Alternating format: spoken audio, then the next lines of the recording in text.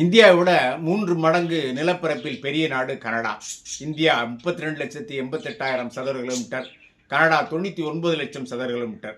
உலகில் 2வது பெரிய நாடு. முதலிடம் ரஷ்யா 1,75,00,000 சதுர கிலோமீட்டர். கனடா 2014ஆம் ஆண்டு 10 லட்சம் பேருக்கு குடியுரிமை கொடுக்க போகிறோம் வாருங்கள் என்று அழைத்தது. அந்த நாட்டில் மக்கள் தொகை 3 கோடி தான். அதை தொடர்ந்து 5 ஆண்டுகளாக 10 லட்சம் பேர் குடியுரிமை கொடுத்து விட்டார்கள் 2019 வரை. அதில் 4 லட்சம் பேர் இந்தியர்கள். 2019 ஆண்டு மேலும் 10 லட்சம் பேர் குடியுரிமை தரப்போகிறோம் என்று சொன்னார்கள். அந்த வேலை நடந்து கொண்டிருக்கிறது. இதற்கிடையில் இந்தியாவுக்கும் கனடாவுக்கும் பல வகையில் முட்டல் மோதல் ஆகிவிட்டது. ஹர்தீப் சிங் நிச்சார் என்பவரை அங்கு கொல்லப்பட்டு விட்டார், அவர் சீக்கிய தலைவர்.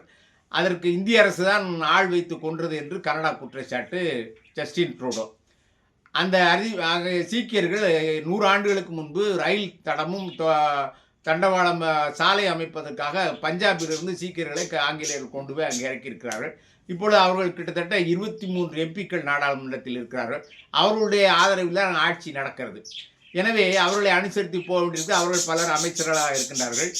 இப்பொழுது ஜஸ்டின் ட்ரூடோ இந்திய அரசு மீது குற்றம் சொன்னதால் அங்கே முட்டல் முதலாகி இப்பொழுது இந்திய உறவுகள் சீர்குலைந்து விசா கொடுப்பது கூட நிறுத்திவிட்டார்கள். இதற்கிடையில் அவரும் பதவி விலக வேண்டிய சூழ்நிலை ஆகிவிட்டது. 9 ஆண்டுகளாக பிரதமராக இருந்தார். இப்பொழுது மார்க் கார்னி பதவியேற்றிருக்கிறார்.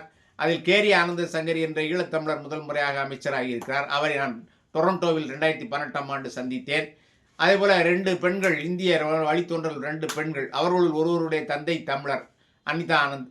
எனவே இப்பொழுது சூழ்நிலைகள் இன்றைய நிலைமையில் கனடாவும் இந்தியாவிற்கும் மார்க் கார்னி பதவியேற்றிருப்பதனால் மீண்டும் நிலைமை சீர்பட வேண்டும் என்பது நமது நம்பிக்கை.